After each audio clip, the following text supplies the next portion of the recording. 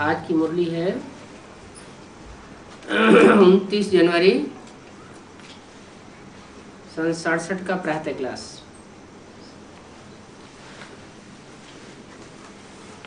शिव भगवान वाच, भगवान ने ही समझाया है कि कोई मनुष्य को भगवान नहीं कह सकते।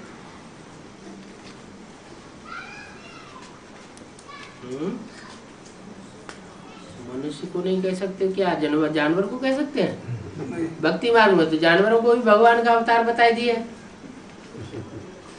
घोड़े का अवतार, कच्छ अवतार, मत्स्य अवतार, फिर किसको कहा जाता है भगवान का अवतार? भगवान वाच, मनुष्य को भगवान नहीं कहा जा सकता। मन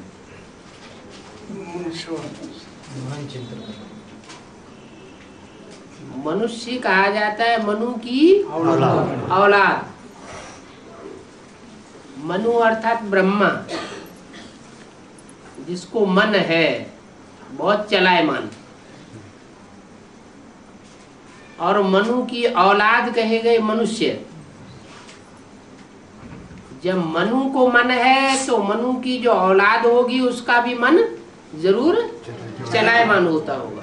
तो जिनका जिनका मन चलायमान है वो मनुष्य विकारी हुए या निर्विकारी हुए?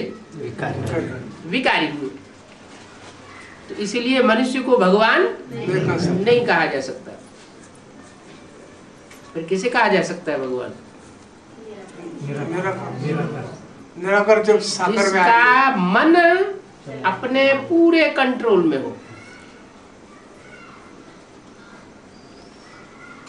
यूं कहें कि बुद्धि ही पूरी 100% काम करती हो, मन के चलायमान होने की बात ही नहीं,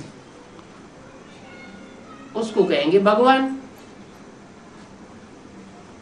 और जिसके मन है, मन चंचल है, तो उसे भगवान नहीं कहा जा सकता। देवताओं को भी भगवान नहीं कहा जा सकता। क्यों? उनका मन तो चंचल नहीं होता है। देवताओं को इसलिए भगवान नहीं कहा जा सकता कि वो उत्तरोत्तर सब नीचे गिरते रहते। भगवान कभी गिरती कला में नहीं जाता। भगवान तो एक ही निराकार है। क्यों? आत्माएं सब निराकार नहीं है, है? तो आत्माएं भी तो निराकार है। साकारी चोला लेती है आत्माएं। साकारी चोला लेती है, भगवान भी साकारी चोला लेता है। लेकिन वो अंतिम समय 84 जन्म के बाद नहीं, वो देवान में नहीं है, निराकारी स्टेज में है। माने है तो वो भी बिंदु, सुप्रीम सोल भी बिंदु है। आत्माएं भी जो भी है, मनुष्य मात्र सब बिंदु हैं। कीड़े मकोड़े, पशु पक्षी सब की आत्मा बिंदु है। लेकिन अंतर क्या है? उनको देह का भान नहीं, देह की आकर्षण नहीं। किनको? भगवान को। उनका कोई भी साकारी व आकारी रूप नहीं कहा जा सकता है। इसलिए कन्नड़ मूल्य में कहा है, साकार को भी भगवान नहीं कहेंगे, निराकार को भी नहीं कहेंगे, आकारी को भी भगवान नहीं कहेंगे। फिर किसे कहेंगे? इसी मुरली का अनुवाद होगा कन्नड़ में। उसका कोई भी साकारी व आकारी रूप नहीं है। वो आत्मा साकार रूप धारण नहीं करती और सूक्ष्म शरीर भी धारण नहीं करती। सूक्ष्म शरीर तो वो धारण करते हैं जिनकी अकाले मौत होती है। भगवान की तो अकाले मौत होने की बात है ही नहीं। सूक्ष्म वतन वासियों को सूक्ष्म आकार है।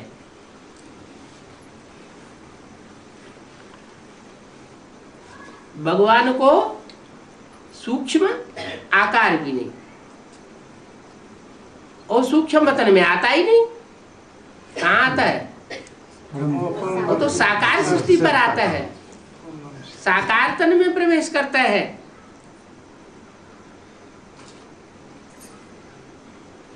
सूक्ष्म वतन वासियों को सूक्ष्म आकार होता है, इसलिए उनको कहा जाता है सूक्ष्म वतन। यहाँ साकारी मनुष्य तन है, इसलिए इसको स्थूल वतन कहा जाता है। सूक्ष्म वतन में ये स्थूल 5 तत्वों का शरीर नहीं होता है। पृथ्वी, जल, वायु, अग्नि, आकाश नहीं होते। ये 5 तत्वों का मनुष्य शरीर बना हुआ है। इसको कहते हैं माटी का पुतला। सूक्ष्म वतन वासियों को माटी का पुतला नहीं कहेंगे।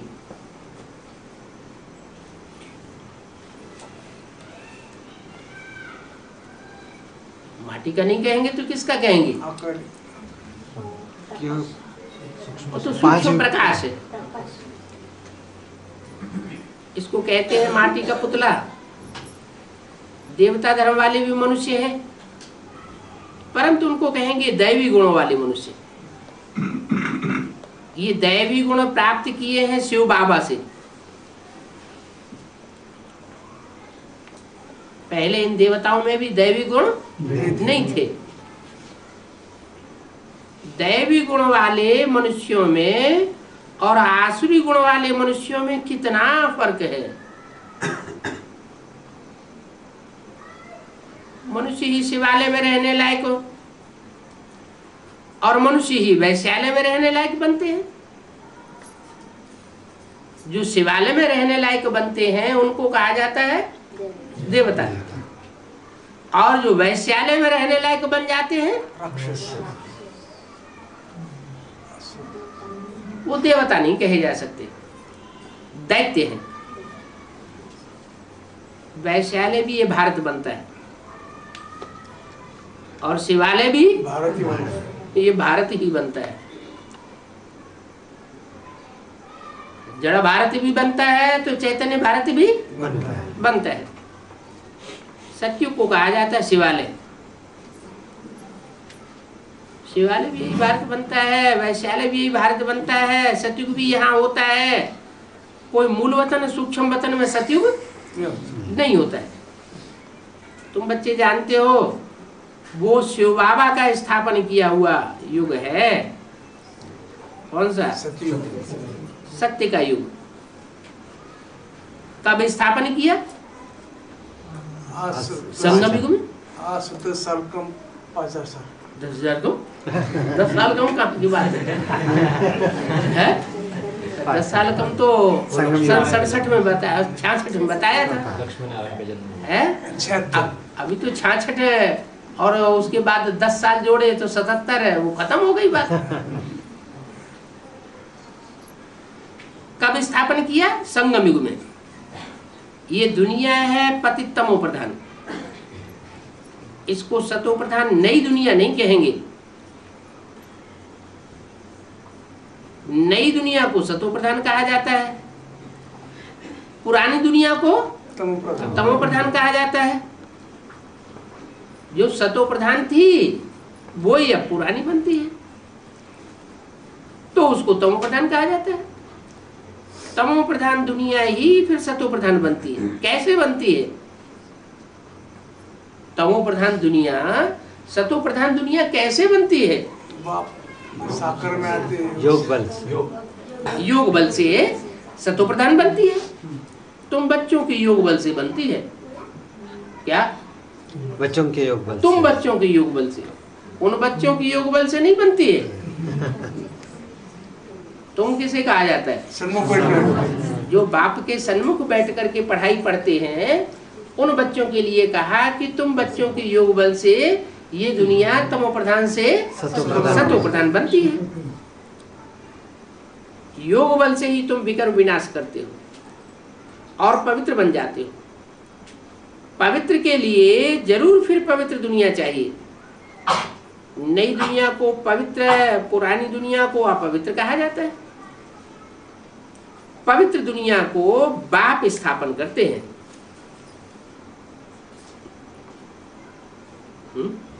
प्रैक्टिकल में स्थापन करते हैं या हवा में स्थापन करते हैं? प्रैक्टिकल में स्थापन करते हैं। प्रैक्टिकल दुनिया भी चाहिए और स्थापन करने वाला भी प्रैक्टिकल चाहिए। वो तथाकथित ब्राह्मण क्या कहते हैं? पवित्र दुनिया कौन स्थापन करते हैं? दादा दादिया। उन ब्राह्मणों का कहना है कि पवित्र दुनिया हम स्थापन करते हैं। भक्ति मार्ग में भी जो ब्राह्मण होते थे वो भी क्या समझते थे कि हम जो कर्म कांड करते हैं, इन कर्म कांडों से ये दुनिया नहीं बन जाएगी। बाप कहते हैं पवित्र दुनिया को स्थापन करने का काम सिर्फ मेरा है। ये बातें कोई मनुष्य नहीं जानते। ये 5 विकार ही न हो तो मनुष्य दुखी होकर बाप को याद क्यों करेगा? 5 विकार होते हैं तो दुखी होते हैं, दुखी होते हैं तो बाप को याद करते हैं। बाप कहते हैं मैं हूं ही दुख हरता सुख करता। दुख करता रावण है, मैं सुख करता हूं और दुख हरता हूं। और रावण दुख करता है। रावण दुख करता है। 5 विकारों का पुतला बनाई दिया है।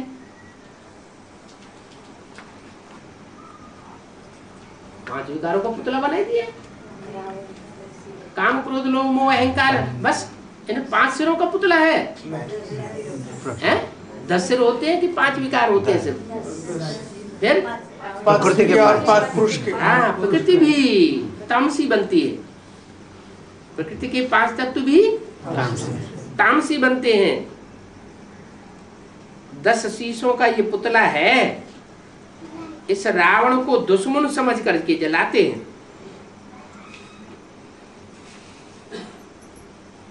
पुतला किसका बनाया जाता है?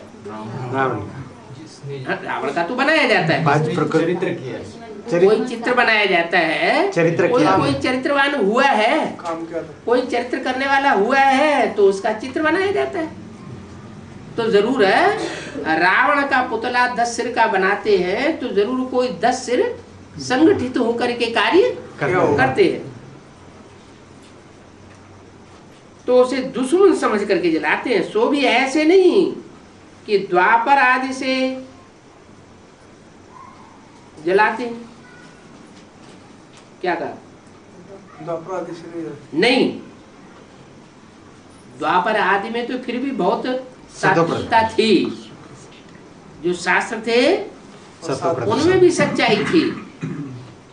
बाद में जब शास्त्रों में जो मुख्य शास्त्र है गीता, उसमें कृष्ण का नाम डाल करके उसे साकारी के द्वारा बनाया हुआ घोषित कर दिया। साकार भगवान बनाई दिया, निराकार को उड़ा दिया। तो गीता में ये जो भूल हो गई, जब से जो सब शास्त्रमय शिरोमणि है, तब से सारी दुनिया नीचे गिरने लगी। तब बहुत तमो प्रधान बनते हैं। कब? जब गीता माता का पति कृष्ण को बनाई दिया।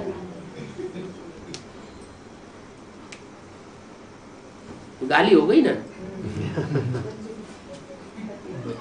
जब बहुत तमो प्रधान बनते हैं तब कोई मतांतर वाले बैठ ये नई बातें निकालते हैं। क्या कि गीता का भगवान, गीता का भगवान निराकार नहीं है, साकार है। साकार है। और कृष्ण का नाम डाल दिया। पहले गीता निराकारवादी रचना थी,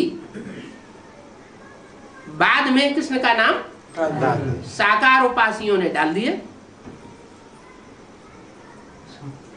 जब कोई बहुत दुख देते हैं तो फिर उनकी एफजी बनाते हैं।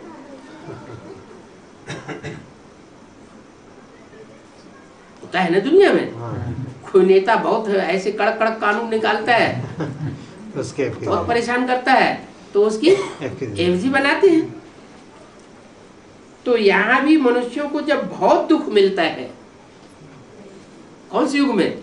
कलयुग में, तो ये रावण बनाते हैं। माने द्वापर में ना रावण बनाते थे, न रावण को जलाते थे, न रामलीला खेलते थे। जब बहुत तमो प्रधान बनते हैं तो रावण का पुतला बना करके रामलीला खेलते। तुम बच्चों को पौना सुख है और चौथा ही हिस्सा दुख मिलता है। उन बच्चों को नहीं, उन माने किन बच्चों को?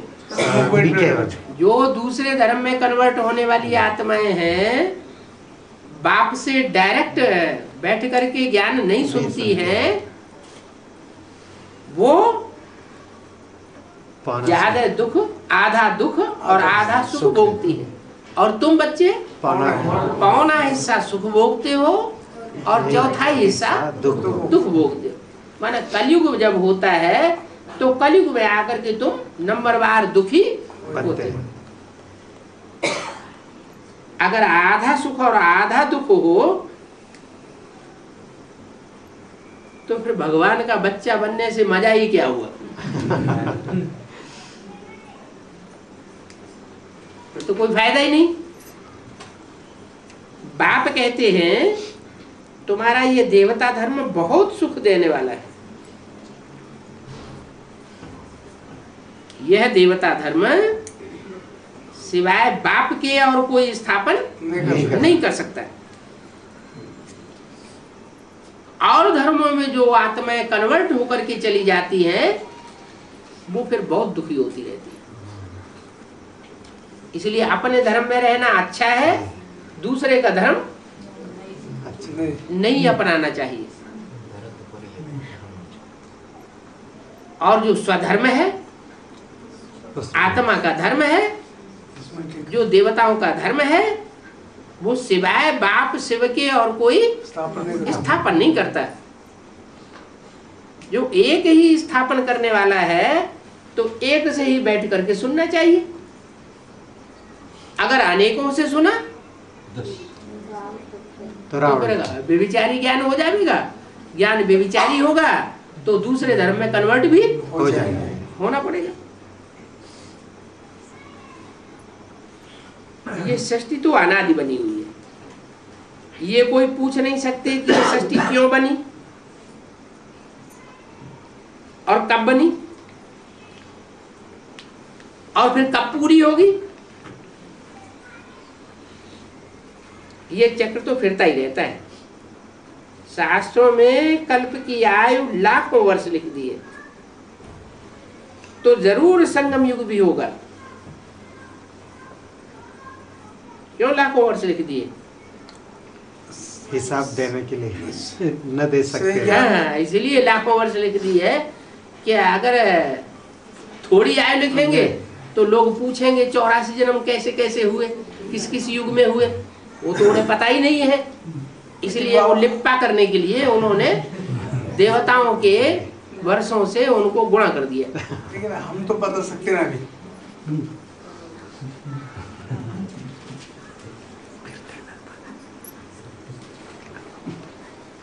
तो लाखों वर्ष लिख दिए हैं। जब सृष्टि बदलेगी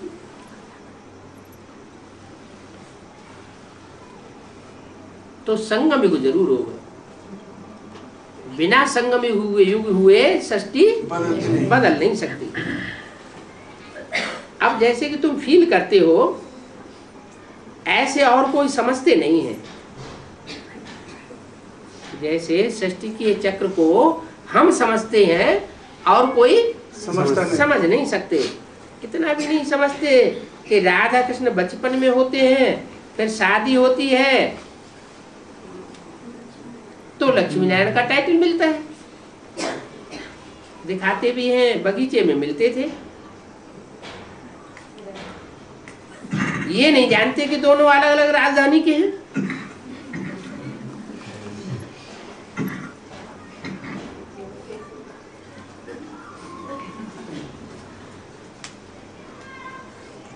अलग अलग राजधानी की है। सूर्यवंशी और चंद्रवंशी। हाँ, ये संगम युग में जब बाप आकर के सूर्यवंश की स्थापना करते हैं तो सूर्यवंश में कृष्ण पलता है। बल कंस का राज्य भी होता है। जब कृष्ण पलता है तो उस समय कंस का राज्य भी होता है। कृष्ण को छुप करके गुप्त रूप में पार्ट बजाना पड़ता है। किसके डर से? कंस के डर से। तो कृष्ण भगवान हुआ क्या है? नहीं, कृष्ण भगवान नहीं है। फिर राधा को अलग राजधानी का दिखाया है। तो राधा अलग राजधानी की क्यों?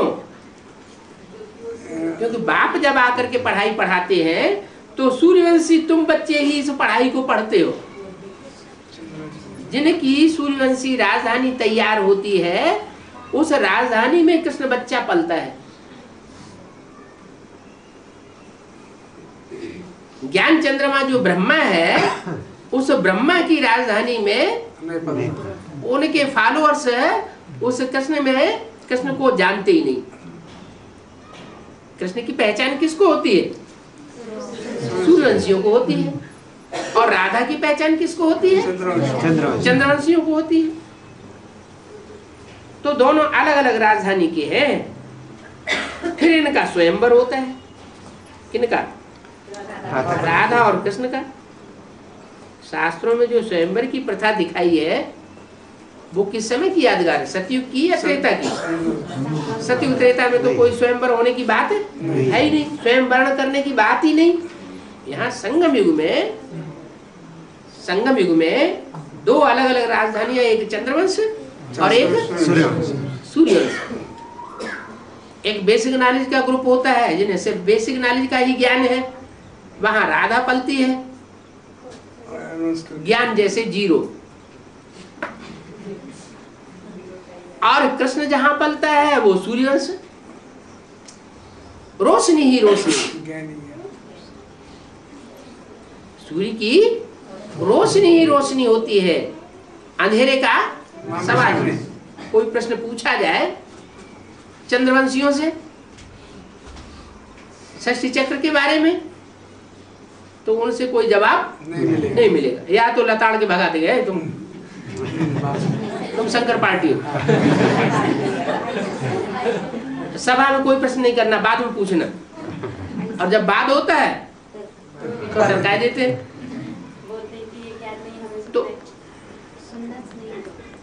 तो वो है अंधेरे में। ज्ञान चंद्रमा कब अस्तित्व में आता है? दिन में या अंधेरे में? अंधेरे में। और तुम ज्ञान सूर्य के बच्चे हो। तुम जो ज्ञान सूर्य के बच्चे हो तो तुम्हारे में रोशनी ही रोशनी ज्ञान की भरी हुई है। तुम जानते हो कि जो अलग अलग राजधानी के राधा कृष्ण हैं उनका स्वयंवर होता है तो लक्ष्मी नारायण बनते हैं। ये सब बातें बाप बैठ समझाते हैं। क्या वो तथाकथित बेसिक नॉलेज वाले इन बातों की गहराई को नहीं समझ सकते। किन बातों की गहराई को? ओ तो लगा देंगे सतयुग में। सतयुग में तो एक ही वंश होगा या दो वंश होंगे? हाँ, तो एक ही वंश होता है। फिर दो वंश की तो सवाल ही पैदा नहीं होता। ये कहाँ फ्रिक्शन पड़ता है?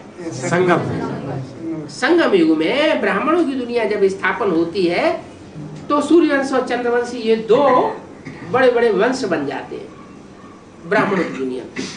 और कब से बनते हैं? नहीं, यज्ञ के आदि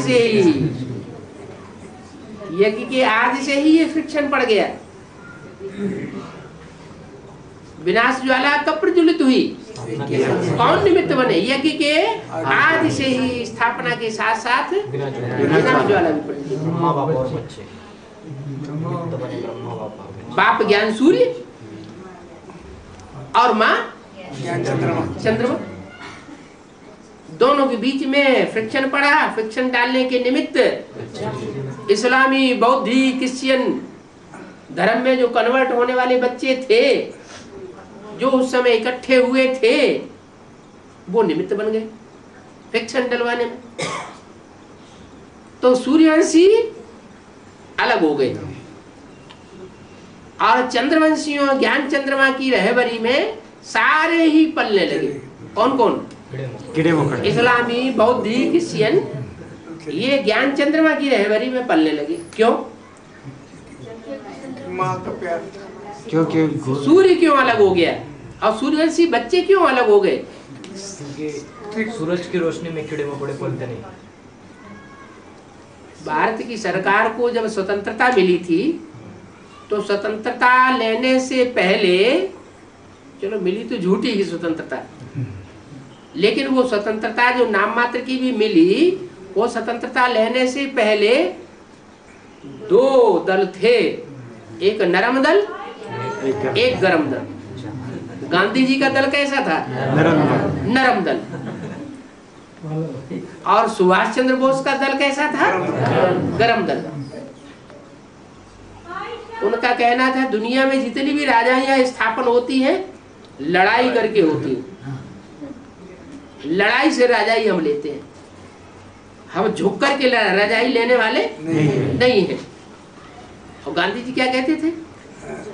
कोई एक तमाचा मारे दूसरा गाल कर दो। तो जो सही राजाई हमको मिलनी चाहिए, वो राजाई मिल नहीं सकती। बहुत मीठा भी अच्छा नहीं होता, बहुत कड़वा भी अच्छा, और बहुत कड़वा भी अच्छा नहीं होता। दोनों का बैलेंस चाहिए। तो यज्ञ के आदि में जो सूर्यवंशी बच्चे थे वो चले गए, और जो चंद्रवंशी थे वो ज्ञान चंद्रमा के रहबरी में सारे ही पलते रहे। और तब से पलते पलते पलते, और जब तक ब्रह्मा ने शरीर छोड़ा, और उसके बाद अभी भी पल रहे, चंद्रमा की रहबरी में ही पल रहे। ज्ञान चंद्रमा ब्रह्मा अभी भी गुलजार दादी में प्रवेश करके उनको परवरिश दे रहा है।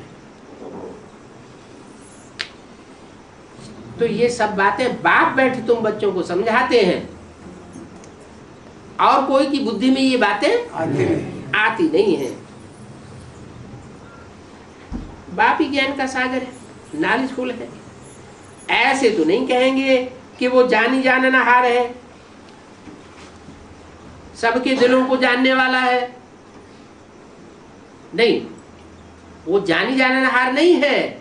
एक एक के दिल को जान करके क्या करेंगे? जानने की जरूरत है नहीं। या तो कहते हैं सब में वो ही व्यापक है। अब तुम बच्चे समझते हो, बाप तो आकर के नॉलेज देते हैं। नॉलेज पाठशाला में मिलती है।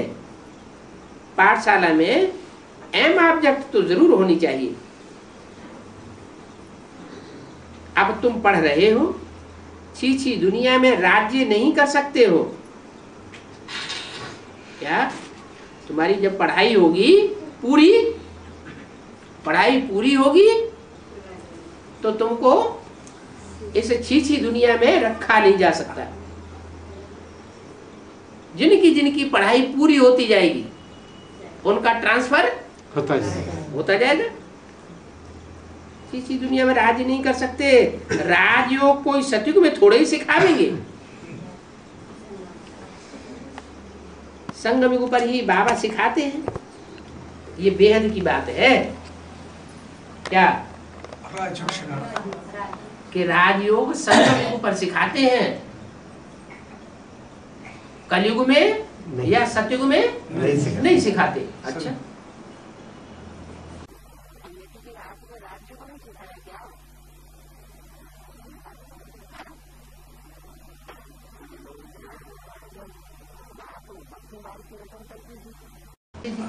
ओम ओम की ध्वनि का उच्चारण करते थे। संस्कृत की गीता के अर्थ बैठ करके सुनाते थे। तो ये थोड़े कह सकते कि उस समय ज्ञान संपन्न स्टेज में था। नहीं था। अगर ज्ञान संपन्न स्टेज में होता, तो जो बच्चे सूर्यवंशी छोड़ करके चले गए, वो जाते ही क्यों? आदि में पूरा ज्ञान नहीं था तो छोड़ करके चले गए। अंत में फिर वही बच्चे फिर आते हैं और जो गीता ज्ञान मिला ब्रह्मा के मुख से, गीता माता आई, उस गीता माता का जो निचोड़ है उसको मंथन किया। तो मंथन करने से जो गीता ज्ञानामृत बनता है, उस गीता ज्ञानामृत के बनने से बुद्धि में संपूर्ण ज्ञान समा जाता है। तो उस समय कहेंगे पुरुषोत्तम संगम। क्या? पुरुषोत्तम। जब पुरुषों में उत्तम से उत्तम बनने वालों का नंबरवार ज्ञान होना शुरू होता है। पुरुषों में उत्तम बनने वाले कौन? कहेंगे पुरुषों में उत्तम बेसिक नॉलेज वाले, कहेंगे पुरुषों में उत्तम बनने वाले ब्रह्मा बाबा। अगर पुरुषों में उत्तम बनने वाले ब्रह्मा बाबा हो और उनके फॉलोअर्स हो तो सारे ही जितने हार्ट फेल होकर के शरीर छोड़ रहे हैं और छोड़ते रहेंगे, जब विनाश होगा तो ढेर सारे हार्ट फेल करेंगे। दुनिया में भी ढेर सारों के हार्ट फेल होंगे, क्योंकि अभी तो बड़ी बड़ी ऊंची प्लानिंग बनाते चले जा रहे हैं, बड़ा बड़ा धन संपत्ति धनाढ्य बनते चले जा रहे हैं, और अचानक होगा विनाश तो क्या होगा? उनका हार्ट फेल हो जाएगा। तो ऐसे जो हार्ट फेल होने वाले हैं उनको कोई ज्ञानी तू आत्मा नहीं कहा जा सकता। जो योगी तू आत्मा होगी, मुरली में बोला, उनका कभी हार्ट फेल नहीं हो सकता। उनका हार्ट तो और ज्यादा मजबूत हो जाएगा। तुम बच्चे हो खोपड़ियों को ठोकर लगाने वाले। और ब्रह्मा बाबा को तो विनाश का साक्षात्कार हुआ था तो रोना ही शुरू कर दिया।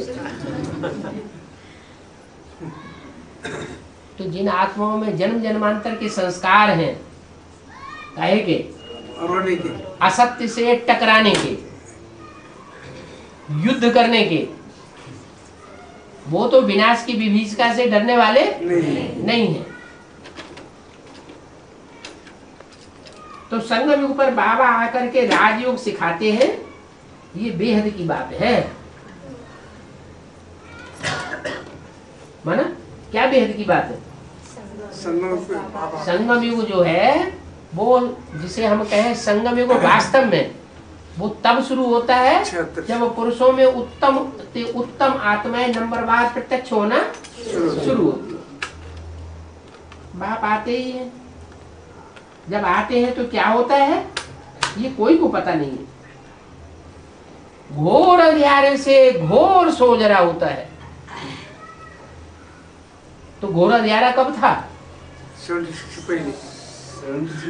76 में था घोर अंधियारा ब्राह्मणों की दुनिया में, और 76 के बाद धीरे धीरे सूर्य जो है, जो एकदम पाताल में चला जाता है, वो फिर ऊपर आना शुरू होता है। तो जैसे कि सूर्योदय शुरू हो गया तो और कोई को पता नहीं है। घोर अंधियारा से घोर सोजरा होता है। ज्ञान सूर्य नाम से जापान में वो अपन को सूर्यवंशी कहलाते हैं। वो स्थूल सूर्य की बात, स्थूल जापान वाले हैं बौद्धि। जापान, चीन जापान जो खंड है, वहां जो रहने वाले हैं वो बौद्ध धर्म के लोग हैं मोस्टली। ज्ञान सूर्य नाम से जापान में वो अपन को सूर्यवंशी कहलाते हैं। वास्तव में सूर्यवंशी तो देवी देवताएं होते हैं, वो बौद्धि सूर्यवंशी नहीं होते। सूर्यवंशियों का राज्य सतयुग में होता है। ऐसे कि नहीं महात्मा बुद्ध जब आए तो सूर्यवंश शुरू हुआ, नहीं। गाया भी जाता है ज्ञान सूर्य प्रगटा तो भक्ति मार्ग का अंधेरा विनाश हो जाता है। नई दुनिया से फिर पुरानी दुनिया, पुरानी दुनिया से फिर नई दुनिया बनती है। ये बेहद का बड़ा घर है। कितना बड़ा मांडवा है। सूरज, चांद, सितारे कितना काम करते हैं। क्या सबसे ज्यादा काम कौन करता है? जो भी मनुष्य सृष्टि है या जो भी प्राणी मात्र हैं, उन प्राणी मात्र की सबसे ज्यादा सेवा करने वाला सूर्य है। सबसे जास्ती सेवा करने वाला फिर नंबरवार सितारे और चांद। ये भी बेहद की बात है। क्या जैसे हद की दुनिया में है सूरज चांद सितारे, वैसे बेहद की दुनिया में भी कोई ज्ञान सूर्य है, कोई चांद है, कोई सितारे। 29 जनवरी सन 67 की वाणी का दूसरा पेज। रात्रि को बहुत काम चलता है। क्या रात्रि को बहुत काम चलता है। ऐसे भी कई राजाएं लोग हैं जो दिन को सो जाते हैं और रात्रि को सभाएं आदि लगाते हैं। इस संगम युग में भी क्या होता है? घोर अज्ञान अंधेरी रात्रि होती है, तो उस समय बहुत काम होता है। क्या बहुत काम होता है? ज्ञान का सारा मनन चिंतन मंथन कब होता है? जब ज्ञान अज्ञान की घोर अंधियारी रात्रि होती है, उस समय बहुत मनन चिंतन मंथन चलता है।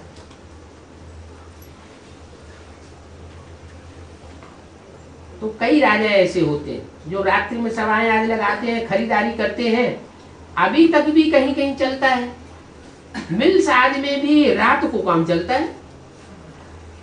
अभी तुम बच्चे जानते हो, ये है हद के दिन और रात, और वो है बेहद की बात। ये बातें तुम्हारी सिवाय और कोई की बुद्धि में नहीं आती हैं। शिव बाबा को भी वो जानते नहीं है, और तुम शिव बाबा को जानते हो। अपने को ही शिव हम कह करके वो तो पूजा कराते रहते हैं। क्या वो क्या करते हैं? शिवम कहते हैं। कैसे? वो कहाँ कहते हैं अपन को शिव? शंकराचार्य। वो तथाकथित ब्राह्मण। अच्छा, शंकराचार्य वो तो बाहर की दुनिया के हो गए। यहाँ ब्राह्मणों की दुनिया में शूटिंग कैसे होती है? हमारी बात सच्ची। ब्राह्मणों की दुनिया में भी तो कोई है जो त्रिमूर्ति शिव बन करके बैठते हैं, चित्र छपा छपा के। क्या हमें ही 3 मूर्तियां शिव है? कोई अलग से ब्रह्मा, कोई अलग से विष्णु, कोई अलग से शंकर नहीं होता। त्रिमूर्ति शिव की बात नहीं। तो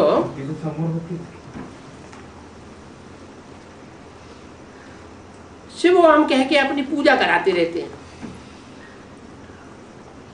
इनको कहेंगे 5 तत्वों की पूजा। बाप हर बात समझाते हैं, ब्रह्मा के लिए ही समझाया जाता है। प्रजापिता ब्रह्मा है। बाप जब षष्ठी पर आते हैं तो जरूर किसी में प्रवेश करेंगे। किसकी बात बताई? प्रजापिता ब्रह्मा की बात बताई। आवेंगे तो पहले पहले किस में प्रवेश करेंगे? प्रजापिता ब्रह्मा। पावन मनुष्य तो होते ही सतयुग में। कलयुग अंत में तो पतित होते हैं, भ्रष्टाचारी मनुष्य होंगे। तो किस में प्रवेश करेंगे? पावन में प्रवेश करेंगे या पतित में प्रवेश करेंगे? भ्रष्टाचारी अर्थात जो विख मूत से पैदा होते हैं। भ्रष्टाचारी माना जो भ्रष्ट इंद्रियों से, विख से, मूत से पैदा होते हैं, उनको कहा जाता है भ्रष्टाचारी। और सतयुग त्रेता में श्रेष्ठ। वाह, मूत की पैदाइश ही नहीं रहती। यहाँ बाप आकर के जो राजयोग सिखाते हैं, उससे प्रैक्टिस करते करते जो अभी बुद्धि नीचे की इंद्रियों में जाती है, वो बुद्धि सारी ऊपर चढ़ जाती है। ऊर्ध्वरेता हो जाते हैं। जब ऊर्ध्वरेता हो जाते हैं तो जो रग है विकारों की, भ्रष्ट इंद्रियों के आकर्षण की, वो रग समाप्त हो जाती है। तब सतयुग शुरू होता है। मनुष्य कहेंगे भला मूत बिना सृष्टि कैसे चलेगी? अरे देवताओं को तो कहते हो संपूर्ण निर्विकारी। कितनी शुद्धता से इनके मंदिर बनाते हैं। ब्राह्मणों के बिना कोई मूर्तियों को छू भी नहीं सकता। हाँ, कोई पैसे देते हैं तो फिर उनको अलाउ कर देते हैं। कौन अलाउ कर देते हैं? जो भ्रष्टाचारी पुजारी उजारी है, तो वो फिर पैसा लेकर के उनको अलाउ कर देते हैं। आजकल ठगी तो हर जगह है।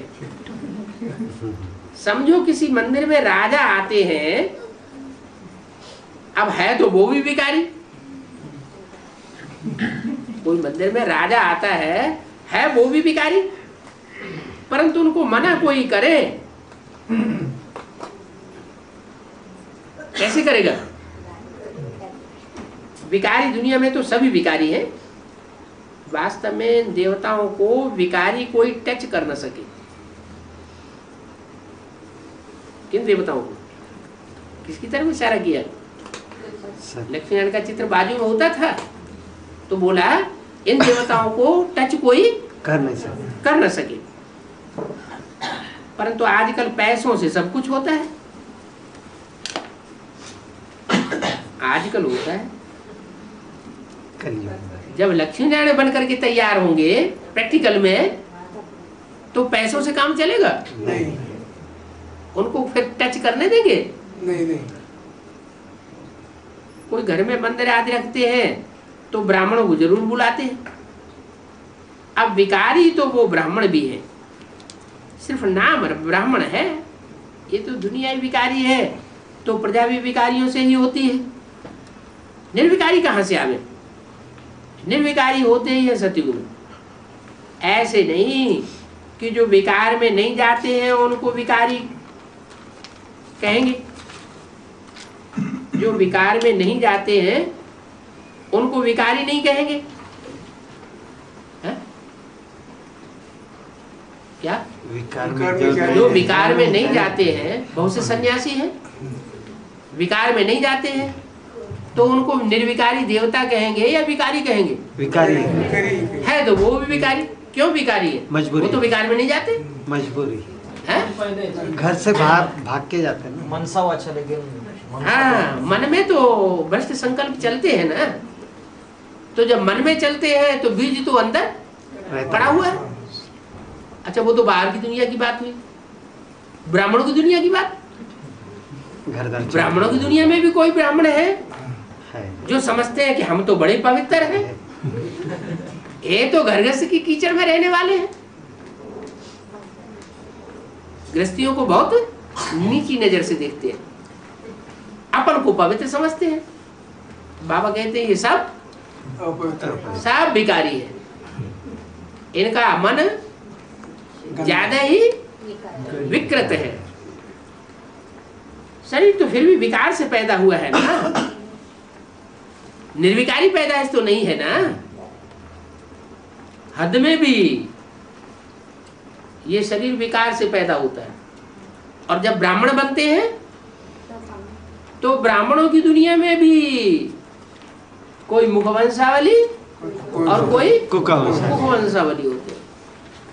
जो मुखवंशावली है वो तो निर्विकारी पैदाइश ब्राह्मणों की हुई। क्या? मुखवंशावली अर्थात जो ब्रह्मा के मुख से निकली हुई बातें हैं, उन बातों के ऊपर विशेष मनन चिंतन मंथन करने वाले और उसके आधार पर अपने जीवन की नैया को चलाने वाले। मुखवंशावली, मुख की निकली हुई बात को फॉलो करते हैं। देह की तरफ उनका आकर्षण नहीं होता। और जो ऐसे हैं जो मुरली को कोई महत्व नहीं देते, ब्रह्मा के मुख से निकली हुई बातों को कोई महत्व नहीं देते। ये मुरली की ये बातें हमसे मत करो, हमने बहुत मुरली सुनी है। वो सिर्फ जो कुख की वंशावली है, जो ब्रह्मा की कोख ब्रह्मा की गोद है, उसको याद करने वाले। तुम बच्चे ब्रह्मा की कोख को याद करते हो या ज्ञानदाता ज्योति बिंदु शिव को याद करते हो? तुम शिव को याद करते हो और वो वंशावली ब्राह्मण है, वो कुख को याद करते हैं। क्यों याद करते हैं? तुम क्यों नहीं करते? हैं? तुम क्यों नहीं करते कुख को याद, गोद को याद? और वो गोद को याद क्यों करते हैं? उन्हें बार बार वो गोद क्यों याद आती है? मुरली की ओर ध्यान नहीं देते। नहीं, हमारे सारे कट वो उतर गई। हाँ, जिन्होंने ब्रह्मा बाबा से गोद का सुख लिया है उनको वो गोद याद आती है। और तुम तो ब्रह्मा बाबा की शरीर छोड़ने के बाद ही ज्ञान में आए हो। यज्ञ के आदि में थे उस समय ब्रह्मा बाबा यज्ञ के सरपरस्त नहीं थे। यज्ञ के आदि में जब तुम छोड़ करके आए थे उस समय ब्रह्मा बाबा सरपरस्त नहीं थे। और बाद में जब तुम आए तो उस समय ब्रह्मा बाबा का शरीर, मम्मा बाबा का शरीर छूट गया। तो तुमने गोद का सुख लिया ही नहीं, तो याद क्या आवेगा? इसलिए तुमको निराकार याद आता है, उनको वो साकार याद आता है। तो कोख याद आती है तो वो उनका कोख से प्यार हो गया। मुख से निकली हुई वाणी के ऊपर वो पहले भी ध्यान नहीं देते थे और अब भी ध्यान। अगर दिया होता ध्यान तो सारी मुरलियों को सजो करके ठीक से सुरक्षित करके रखते। सारी मुरलियों को नष्ट भ्रष्ट कर दिया। तुमको महत्व है किस बात का? मुरली बाबा के मुख से निकली हुई बातों का, एक एक बात का तुमको महत्व है। इसलिए तुम मुरली से प्यार माना, मुरलीधर से प्यार करने वाले ब्राह्मण हो। और वो मुरली से उनको प्यार नहीं, तो मुरलीधर से प्यार करने वाले वो सच्चे ब्राह्मण हैं भी नहीं।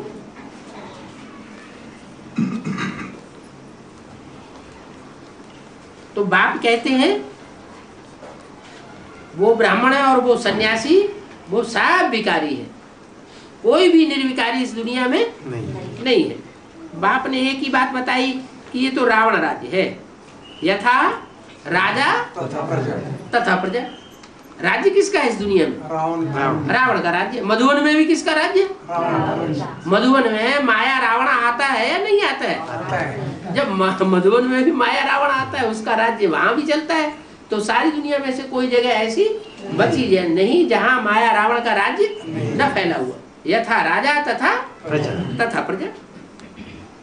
राम राज्य है निर्विकारी और रावण राज्य है विकारी। सतयुग में पवित्रता थी तो पीस प्रॉस्पेरिटी थी। तुम दिखा सकते हो। सतयुग में तो इन लक्ष्मी नारायण का राज्य था ना, वहां 5 विकार नहीं होते, है ही पवित्र राज्य। भगवान स्थापन करते हैं क्या पवित्र राज्य? कोई मनुष्य जो विकारी मनुष्य होते हैं वो पवित्र राज्य स्थापन नहीं कर सकते, भगवान स्थापन करते हैं। सतयुग में भी अपवित्र अगर होते तो पुकारते ना। सतयुग में कोई पुकारते हैं? वहां तो नहीं पुकारते, वहां तो कोई पुकारते ही नहीं। सुख में कभी याद नहीं करते हैं, परमात्मा की महिमा भी करते हैं। सुख का सागर, पवित्रता का सागर मांगते भी हैं कि शांति हो। अब सारी दुनिया में सुलह मनुष्य कैसे कर लेंगे? सारी दुनिया में मित्रता हो जाए, सुलह हो जाए, वो कैसे हो जाएगी? सुलह का राज्य तो एक ही था। जब कोई आपस में लड़ते हैं तो सुलह कराना होता है।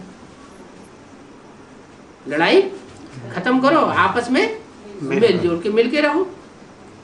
वहां तो है ही एक राज्य। बाप कहते हैं इस पुरानी दुनिया को ही अब खत्म होना है। इस महाभारत लड़ाई में सबका विनाश होना है। विनाश काले विपरीत बुद्धि अक्षर भी लगा हुआ है। कहाँ लगा हुआ है? एक तो संस्कृत की गीता में ही लिखा हुआ है, दूसरा सीढ़ी के चित्र बनाने के लिए बोला कि सीढ़ी के चित्र में लिखो, नीचे लिखो विनाश काले विपरीत बुद्धि विनश्यति, और ऊपर लिखो विनाश काले प्रीति बुद्धि विजय। बरोबर पांडव तो तुम हो रूहानी पंडित, सबको मुक्ति धाम का रास्ता बताते हो। वो है आत्माओं का घर। अब बाप कहते हैं इस दुखधाम को देखते हुए भूल जाओ, देखते हुए भी न देखो। बस अब तो हमको शांति धाम में जाना है। ये आत्मा कहती है, आत्मा ने रियलाइज किया है आत्मा को अब याद आया है कि मैं आत्मा ऐसी हूँ। कैसी हूँ? है कैसी हूँ? निर्विकार, सूर्यवंशी हूँ, चंद्रवंशी हूँ, इस्लाम वंशी हूँ, बौद्ध वंशी हूँ। कैसी हूँ? सूर्यवंशी शांत आत्मा हूँ। बाप भी कहते हैं मैं जो हूँ और जैसा हूँ। मैंने तुमको समझा दिया क्या? मैं जो हूँ और जैसा हूँ तुमको समझाया है कि मैं बिंदु हूँ। ऐसे और कोई समझा ही नहीं सकता कि मैं कैसे छोटी सी बिंदी हूं। और कोई मनुष्य मात्र इतनी छोटी सी बिंदी बनकर के रह ही नहीं सकते। माना जो भी मनुष्य मात्र है उनको कुछ न कुछ अपना देवभान होता है। देवभान आता है। देवभान आता है तो मैं ऐसा हूं, मैं वैसा हूं। अहंकार में रहते हैं। बाप को कोई अहंकार नहीं है ही नहीं। तो तुमको समझाया है कि मैं जो हूं जैसा हूं, बिंदी हूं, ऐसा कोई समझा ही नहीं सकता। मुझे 84 जन्मों का पार्ट बजाना है? कौन सी बिंदी को बजाना है 84 जन्मों का पार्ट? राम वाली सॉन्ग जिसमें प्रवेश करते हैं उसको 84 जन्मों का पार्ट बजाना है। ये घड़ी घड़ी बुद्धि में रहना चाहिए। हमने 84 जन्मों का पार्ट कैसे बजाया? 84 जन्मों में से फर्स्ट जन्म पहले याद आना चाहिए। क्या कि सत्युग जो आएगा उस सत्युग में हम पहले पहले पार्टधारी होंगे। कौन होंगे पहले पहले पार्टधारी? जिन्होंने इन आंखों से विनाश को देखा होगा वो होंगे, या जिन्होंने देखा ही नहीं होगा वो होंगे?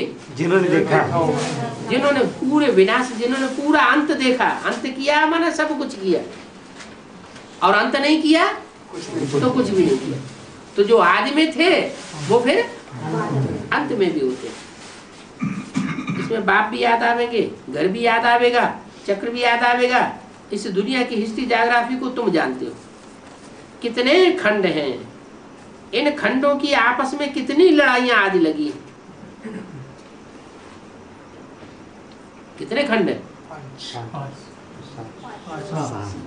भारत खंड, इस्लामी खंड, बौद्धी खंड, क्रिश्चियन खंड, इनकी आपस में कितनी लड़ाइयां लगी हैं। सत्युग में लड़ाई आदि की बात नहीं होती। वहां तो एक ही भारत खंड होता है, दूसरा कोई खंड और दूसरा कोई धर्म होता ही नहीं। यह है बिल्कुल नई बात है। वो तो कह देते हैं कल्प लाखों वर्ष का है तो मनुष्य अंधेरे में रहते हैं। रात दिन का रोला पड़ गया है। रात माना अंधेरा, दिन माना सूझरा, तो फर्क हो गया ना। हर एक बातों में कहते हैं रात दिन का फर्क है। यह है बेहद की रात और बेहद का दिन। इनमें भी कितना फर्क है। कहाँ तो राम राज्य और कहाँ रावण राज्य। वो है ईश्वरीय राज्य और ये है रावण का आसुरी राज्य। बाप कहते हैं अब तुम जैसे कि ईश्वरीय राज्य में हो। क्या जैसे कि क्यों लगा दिया? सन्मुख बाप पढ़ रहे हैं। अब तुम जैसे कि ईश्वरीय राज्य में हो, जैसे कि हैं? जैसे पहले थे, पहले भी थे ईश्वरीय राज्य में। पहले माना कब? 5000 यज्ञ के आदि में भी ईश्वरीय राज्य में थे और अब भी ईश्वरीय राज्य में हो। ईश्वर यहाँ आया है राज्य स्थापन करने के लिए। वो कहते हैं आया था और तुम कहते हो आया है। काहे के लिए आया है? नई दुनिया का राज्य स्थापन करने के लिए आया है। ईश्वर तो राज्य नहीं करते हैं। ईश्वर राज्य स्थापन करते हैं लेकिन खुद राज्य नहीं करते हैं। खुद राजा ही नहीं लेते हैं। राजा ही तुम बच्चों को देते हैं। निष्काम सेवा करते हैं तो ऊंचे है ही भगवान। सब आत्माओं का बाप है। ये भी तुम्हारी बुद्धि में खुशी होती है। बाबा कहने से तुम्हारी खुशी का पारा एकदम ऊपर चढ़ जाना चाहिए। 29 जनवरी 1967 का प्रातः क्लास 3रा पेज। अतीन्द्रिय सुख तुम्हारी अंतिम अवस्था की गाई हुई है क्या? अभी तुम्हारी अंतिम स्टेज नहीं है, अभी तो अवस्था नीचे ऊपर होती रहती है। जब परीक्षा के दिन नजदीक आते हैं उस समय साफ साक्षात्कार होता है। और अतीन्द्रिय सुख भी सबका नंबरवार है क्या? एक जैसा अतीन्द्रिय सुख सबका नहीं हो सकता। कोई तो बाप की याद में रह करके बहुत खुश रहते, बाप को याद करते करते प्रेम के आंसू आ जाते। वाह बाबा, आपसे कितना हमको सुख मिलता है, आपको जान करके आपसे हमको कितना सुख मिलता है, कमाल है।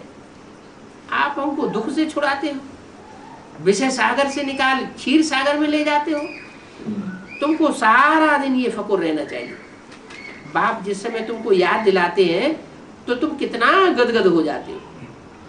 शिव बाबा हमको राजयोग सिखाए रहे हैं, बरोबर शिवरात्रि भी मनाई जाती है। मनुष्यों की बुद्धि में कितनी तमो प्रधानता है और तुम्हारी बुद्धि कितनी सात्विक होती जाती है। शिव बाबा जो पुनर्जन्म रहते हैं, उनकी बदले पुनर्जन्म लेने वाले कृष्ण का नाम डाल दिया है। बड़ी से बड़ी एक ही ये भूल है क्या? कृष्ण का नाम डाल दिया। शिव बाबा जो पुनर्जन्म रहते हैं, शिव बाबा का पुनर्जन्म नहीं होता। बाबा ने तो मुरली में कहा है कि सृष्टि पर सदा कायम कोई चीज है नहीं, सदा कायम तो एक शिव बाबा ही है। तो शिव बाबा जब इस सृष्टि पर सदा कायम है तो पुनर्जन्म लेगा या नहीं लेगा? लेगा, निश्चय। लेकिन वो कोई देखता नहीं। माना उस दुनिया की बात नहीं है, ये वर्तमान संगम युग की बात है कि जो निश्चय में है वो जैसे जन्म है उनका, और जो अनिश्चय में है उनकी जैसे मृत्यु हो गई। तो शिव बाबा पुनर्जन्म रहते हैं, शिव बाबा का पुनर्जन्म नहीं होता। उनके बदले बहुत जो सबसे जास्ती निश्चय अनिश्चय में आता है। अभी अभी निश्चय में और अभी अभी जाके गुलजारदानी में प्रवेश कर जाएंगे। अनिश्चय आया और फट से जाके उधर प्रवेश करते। सबसे जास्ती पुनर्जन्म लेने वाले कृष्ण का नाम गीता में डाल दिया है। बड़ी से बड़ी यही एक अज भूल है, नंबर 1 गीता में ही भूल कर दी है।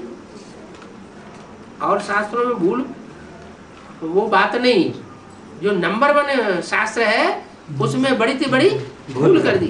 ड्रामा ही ऐसा बना हुआ है। बाप आकर के भूल बताते हैं कि पतित पावन तो मैं हूं या ये कृष्ण है। शिव बाप, तुमको मैंने राजयोग सिखलाया, मैंने तुमको देवता बनाया। गायन भी मेरा है ना, अकाल मूर्त, कालों का काल महाकाल।